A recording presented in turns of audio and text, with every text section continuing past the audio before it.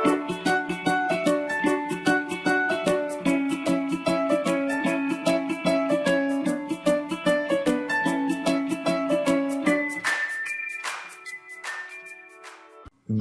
রহমানির রহিম। প্রিয় শিক্ষার্থীবৃন্দ, আমন্ত্রণ জানাচ্ছি উচ্চতর গণিত ক্লাসে। সার্বিক ফাংশন নিয়ে আলোচনা করব, সার্বিক ফাংশনের আদ্যপান্ত নিয়ে আলোচনা করব। আমি জানি এই সার্বিক ফাংশন নিয়ে তোমাদের ভিতরে অনেক সংশয় রয়েছে এবং এই সার্বিক ফাংশন তোমরা অধিকাংশ ক্ষেত্রে অধিকাংশ শিক্ষার্থী না বুঝেই আনসার করে থাকো এবং নম্বরও পেয়ে থাকো। নম্বর পেয়ে থাকো কেন, এই ব্যাখ্যা আসলে আমার কাছে নেই, কিন্তু আমি যেটা দেখেছি, আমার অভিজ্ঞতা থেকে যেটা বলছি সেটা হলো যে প্রায় 98% তোমরা সার্বিক ফাংশন যাচাইকরণের ক্ষেত্রে ভুল পদ্ধতি অবলম্বন করো, আর এই ভুল পদ্ধতিতে উত্তর করেই তোমরা পূর্ণ নাম্বার পেয়ে থাকো। কিন্তু নাম্বার পাওয়া তো যথেষ্ট নয়, শিখতে হবে তো, সার্বিক ফাংশনকে জানতে হবে তো, না হলে তো পরবর্তীতে বিভিন্ন ধরনের সমস্যায় পড়বে তোমরা। সুতরাং চলো আজকে আমরা সার্বিক ফাংশনের একেবারে 100% ক্লিয়ার আইডিয়া আমরা নিয়ে নিব। দেখো, সাধারণত এ ধরনের ফাংশন দিয়ে বলা হয়ে থাকে যে ফাংশনটি সার্বিক কিনা যাচাই করো। এখানে লক্ষণীয় যে ফাংশনটির ডোমেন, কোডোমেন এবং রেঞ্জ কিচ্ছু উল্লেখ নেই। এই প্রশ্নটি কিন্তু একটি বোর্ড কোশ্চেন থেকে নেয়া। কোনো এক বছর কোনো একটা বোর্ডে এই প্রশ্নটা ঠিক এভাবেই হয়েছে। ডোমেন, কোডোমেন, রেঞ্জ কোনো কিছুরই উল্লেখ নেই, বলা হয়েছে ফাংশনটি সার্বিক কিনা যাচাই করো। আমি দেখেছি অধিকাংশ শিক্ষার্থী এই প্রশ্নটার উত্তর ঠিক এভাবে করে থাকে। তোমরা দেখে নাও, তোমরাও এভাবেই শিখেছো কিনা। ঠিক এভাবে করে থাকে, শুরু করে ঠিক এভাবে, মনে করি a, b belongs to r, তারপরে অতএব দিয়ে লেখা হয় b equals to twice a plus 3 divided by a minus 3। তার মানে দেখো, function of x, F of x এর স্থলে বি লেখা হয়েছে এবং ডান পক্ষে এক্স এর স্থলে এ লেখা হয়েছে অতএব ব্যবহার করে। তার মানে ফাংশনটার মান ধরা হয়েছে বি আর এক্স এর মান ধরা হয়েছে এ। তো তোমরা ইতিমধ্যে নিশ্চয়ই অনেকেই জানো যে ফাংশনের মান, যাকে আমরা বলি রেঞ্জ, আর চলকের মান অর্থাৎ এক্স এর মান, এখানে এক্স এর মান, এটা হলো ডোমেন। তার মানে দুইটা বাস্তব সংখ্যাকে ধরে নিয়ে একটিকে রেঞ্জ ধরা হলো, আরেকটাকে ডোমেন ধরা হলো। ডোমেন আর রেঞ্জ এভাবে ধরা হলো এবং তারপরে ক্যালকুলেশন করা হলো। ক্যালকুলেশন করে এর মান বি এর মাধ্যমে বের করা হলো। তাহলে এই যে এর মান আমরা বি এর মাধ্যমে বের করে নিলাম।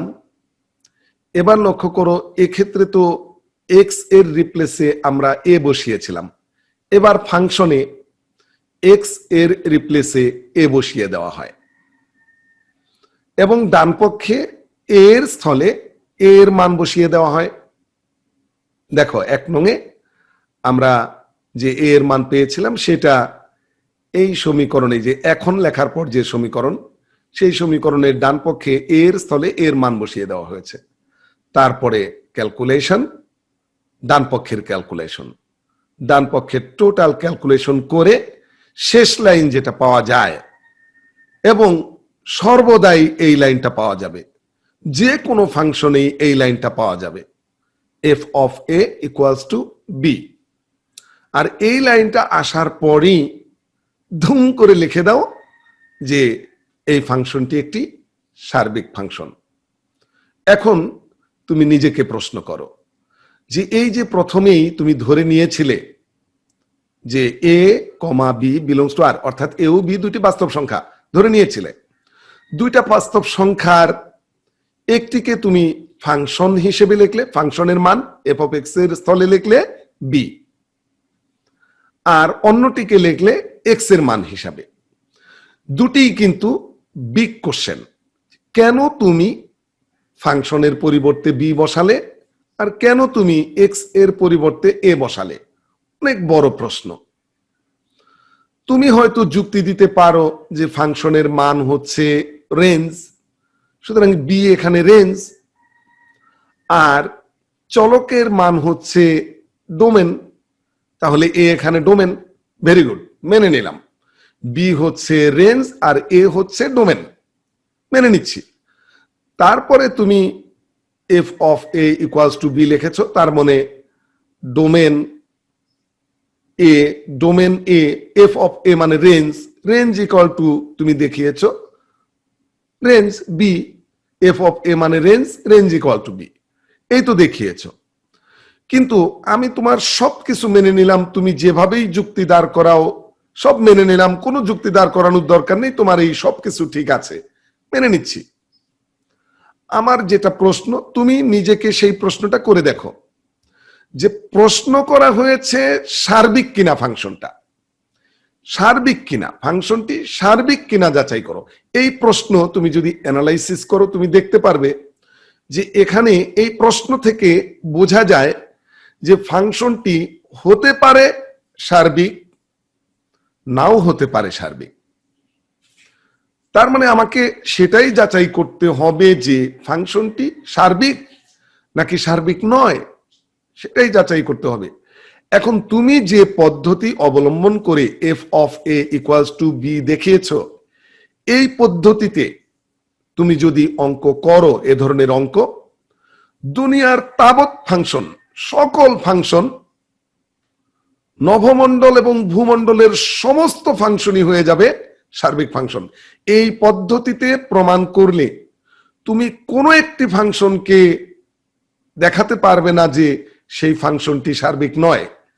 দুনিয়ার তাবৎ ফাংশন সার্বিক ফাংশন হয়ে যাবে।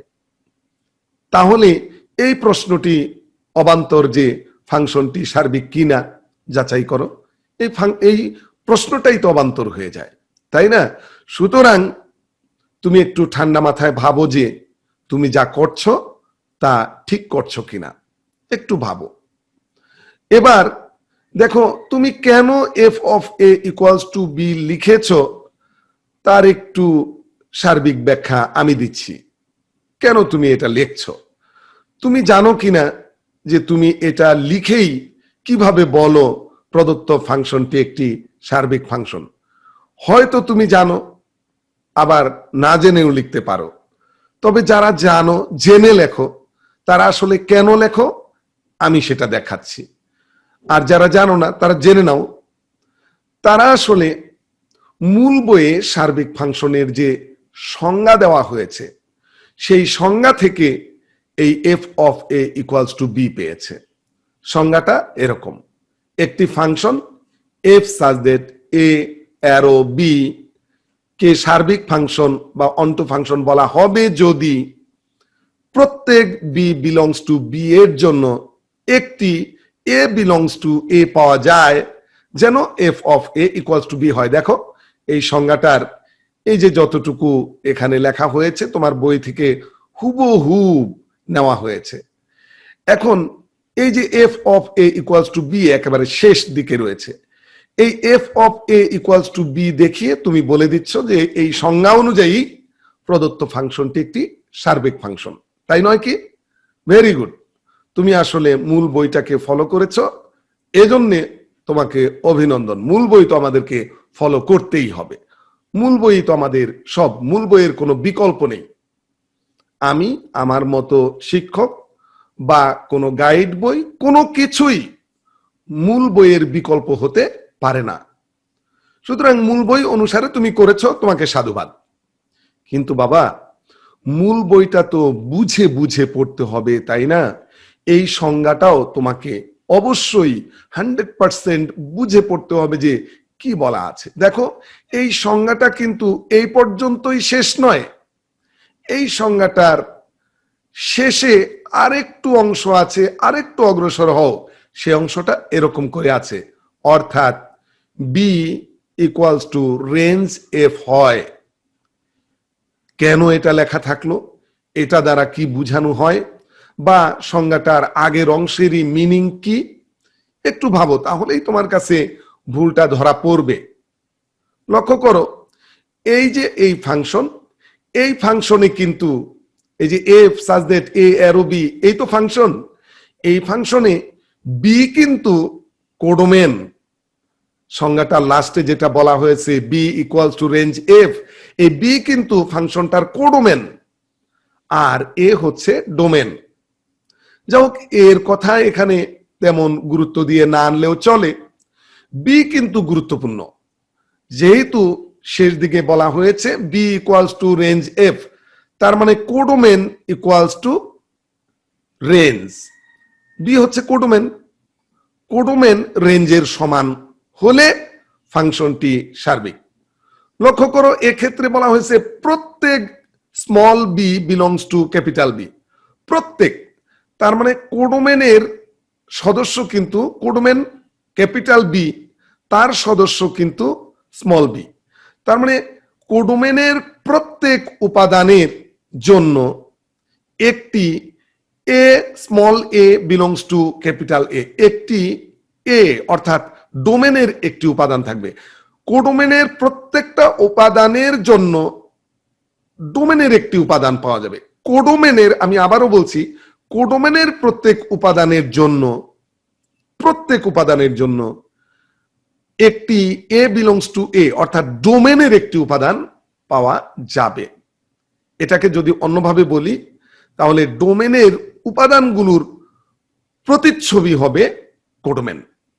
তো ডোমেনের উপাদানগুলোর প্রতিচ্ছবি নিয়ে গঠিত সেট তো রেঞ্জ, এই জন্যে কোডোমেন ইকুয়ালস টু রেঞ্জ। আর যখনই কোন একটা ফাংশনে কোডোমেন ইকুয়ালস টু রেঞ্জ হয়, তখনই কেবল ওই ফাংশনকে সার্বিক ফাংশন বলা যায়। আশা করি এই সংজ্ঞাটার এখন 100% তোমাদের জন্য ক্লিয়ার। আসলে সার্বিক ফাংশন ভালো করে বুঝতে হলে প্রথমে আমাদের এই সংজ্ঞাটাই ভালো করে বোঝা দরকার, যে আসলে কি বলা হলো। শুধুমাত্র f of A equals to b এইটুকু বুঝলেই হবে না।